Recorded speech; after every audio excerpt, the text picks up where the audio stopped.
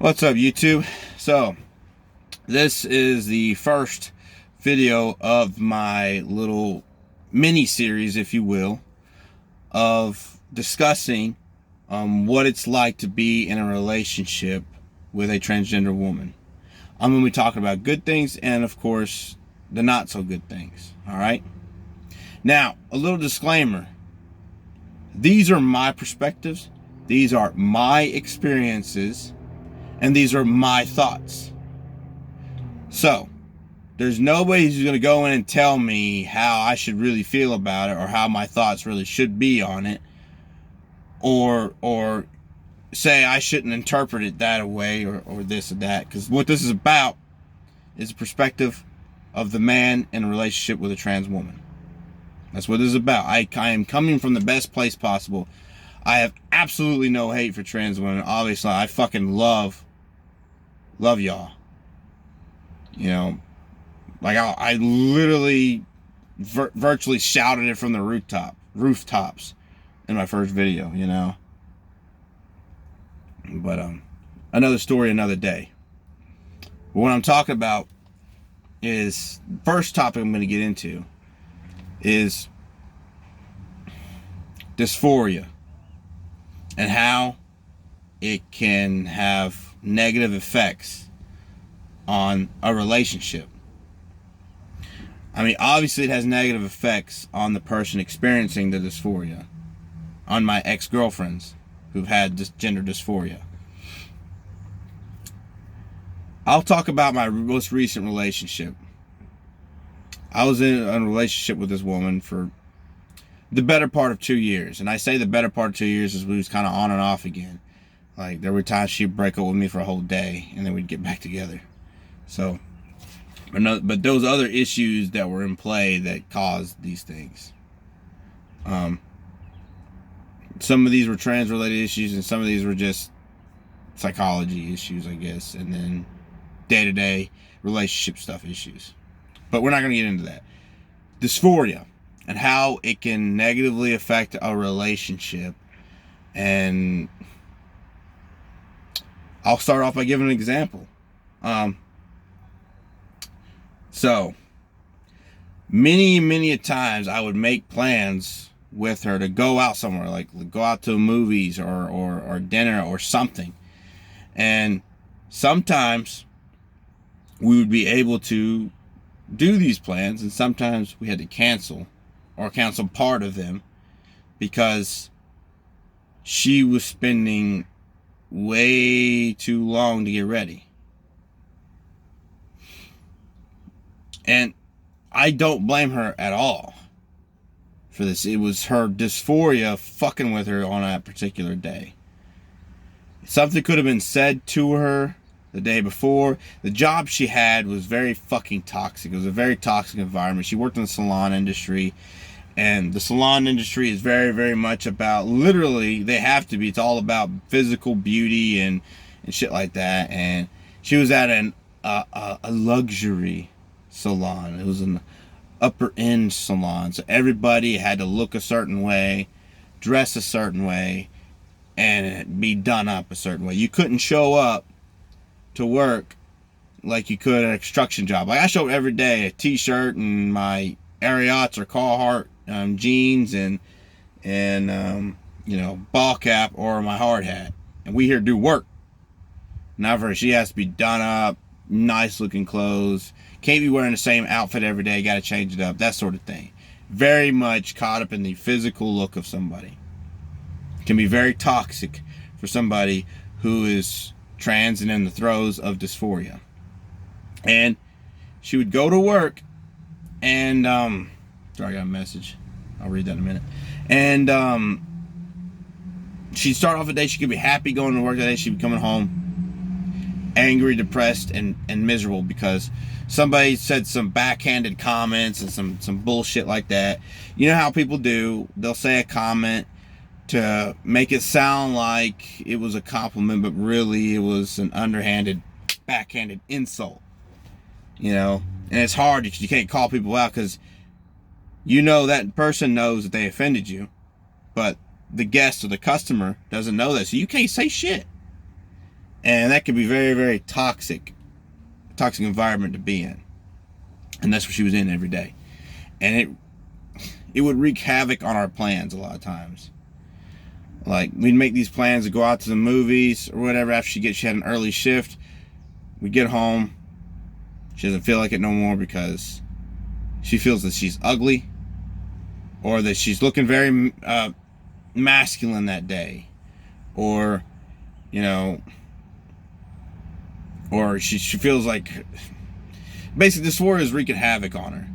And she's sad and depressed about it, and she just wants to go home and sleep.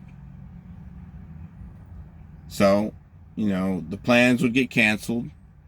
And of course, it would break my heart because, one, she's sad and depressed because of haters, and her dysphoria is fucking with her. And two, I was really looking forward to going to the movies with her. I just wanted to go there and experience something, not just the movies, maybe the park, maybe something, anything. Going to that event, going to see Christmas lights or something. We never got to see Christmas lights together because we make plans and fucked up shit like that would get in the way. You know? Because her dysphoria was really out of control. So that wreaked havoc on our plans. But I was so in love with her, mad in love with her. I tried to be there for her as best I could. I tried to be Mr. Fix-It, which you can't do that, you know, because that's a fight that you know nothing of as a cisgender man. Me saying this to myself, I know nothing of this, but I would still try with the best of intentions. And sometimes I'd help a little bit, and sometimes I wouldn't. I don't think I ever made her dysphoria worse. Sometimes I just flat out irritated her because I didn't get it at the time or something like that. But yeah. So at the end of the day, the best thing I could do, it was hard for me because I'm a doer. Let's do shit, pick up shit, move shit. Let's do something. Do something. The best thing I could think of to do was just to sit and listen to her.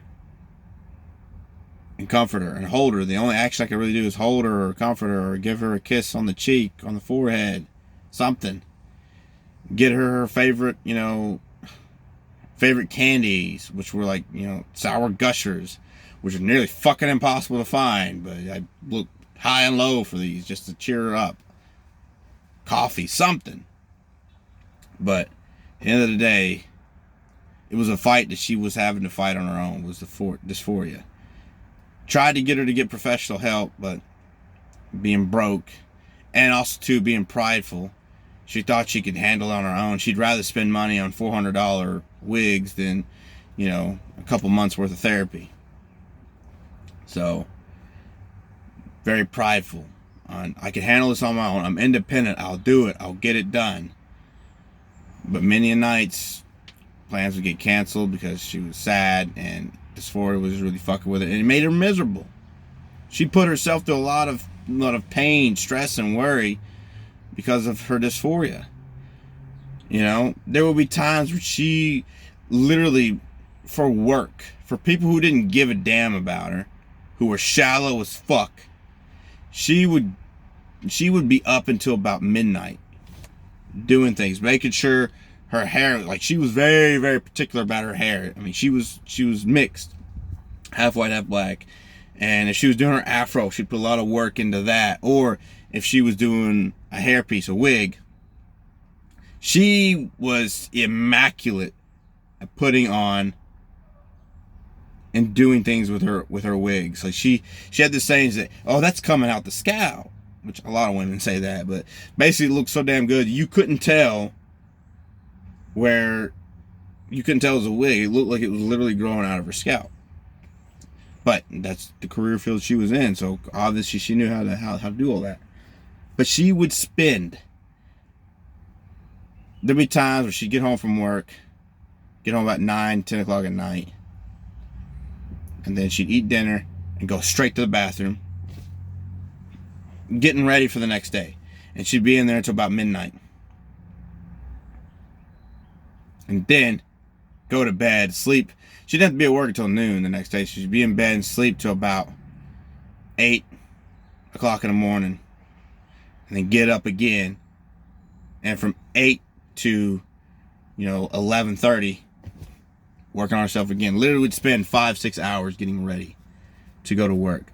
I know a lot of women, both cisgender or otherwise, they spend a lot of time getting ready because that's generally how women are. Nothing wrong with that.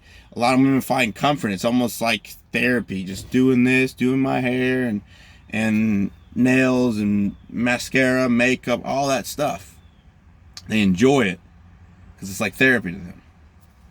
Same thing for her, but it was also to quiet the dysphoria because she felt like certain features were masculine. She'd spend extra time to cover those features or to blend or whatever it was that was bothering her. And when you spend that much time battling your dysphoria with the way you dressed or your makeup or whatever, it's less time that you can spend with people, those you love. You're spending so much time to look good for people who are assholes to you and less time with the people that love you. But I don't blame her. That was her part of it was her dysphoria being out of control. And there'll be times where we have many late night conversations, where she'd talk, I'd listen, I'd try to help with advice or something, but which there were some positive conversations that did come out of something that was negative, something was really bringing her down. We'd sit and talk about it, and it would go from talking about what was bothering her to talking about something else.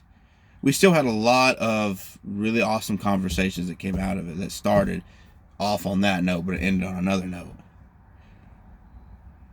But again, she was in the throes of it, and not every trans woman is deep within the throes of her dysphoria. It's there's a term that I'm starting to hear going around: a woman of transgender experience. And at first, I was kind of like, okay, I get being PC, but we going overboard here. But the more I think about it, the more it makes sense, because every experience for every woman who's trans is different.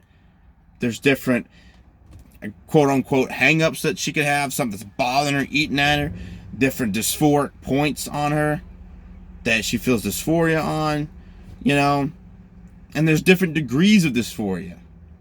There's some women like my ex, even though she was absolutely fucking beautiful, a lot of women, cisgender or otherwise, were fucking jealous of her. Still, she had a high degree of dysphoria, and that got in the way of a lot of our plans, and it became toxic for her, and it leached into other parts of her relationship. I mean, other relationships. And there's some women where they still feel dysphoria, but it's not to that level or that degree. Maybe because it's just their personality type, or maybe they were fortunate enough to have therapy to help them understand, to help them cope, and to battle this dysphoria. Therapy does wonders if you're doing it. Not every woman can perform, especially a lot of trans women, with the discrimination and whatnot on getting jobs. Therapy is expensive. Some aren't fortunate enough to have the ability to do that. But that's how dysphoria can play into relationships with trans women.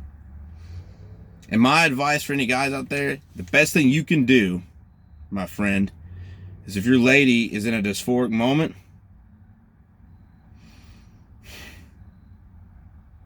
I hate to say it, man, especially if you're a doer like me, you wanna play Mr. Fix-It. You wanna be there. You wanna be the knight in shining armor.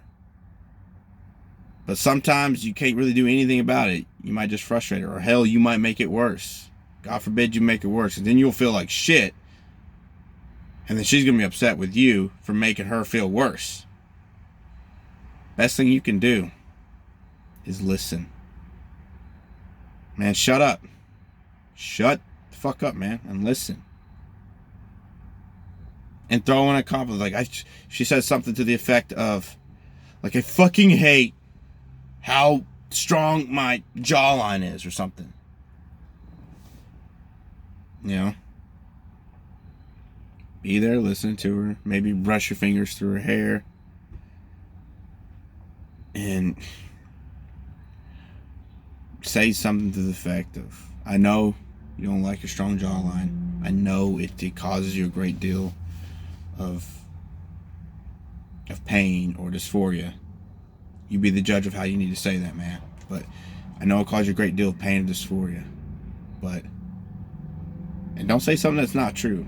But I would say something like, what I'd say to her would be like, but I feel like it really accentuates all the other features of your face. Getting a phone call. I felt like it really would accentuate all the other features of your face. And it highlights your beautifully shaped, apple-shaped cheekbones, and it makes your eyes glisten. You know? And I meant it, and it did. And it would at least help her feel a little bit better about it. But don't try to be Mr. Fix-It and try to fix it. Just listen, comfort, hug her when she's done, kiss her on the cheek, tell her you're there for her, and that you love her, and that you'll be there for her and help her out in any way possible. And that's the best thing you can do, man. But that's my experience. I hope y'all enjoyed this video. I might do another video circling back to, you know, how dysphoria can affect the relationship. This is what my thoughts are on this. I've taken several takes of this because I want to get this series just right for you all. But anyways, I'm coming up on, 20 minutes. We're at 17 minutes here. So again, if you're still watching, thank you for watching. I greatly appreciate it. And I hope you all have a good rest of your night. Peace.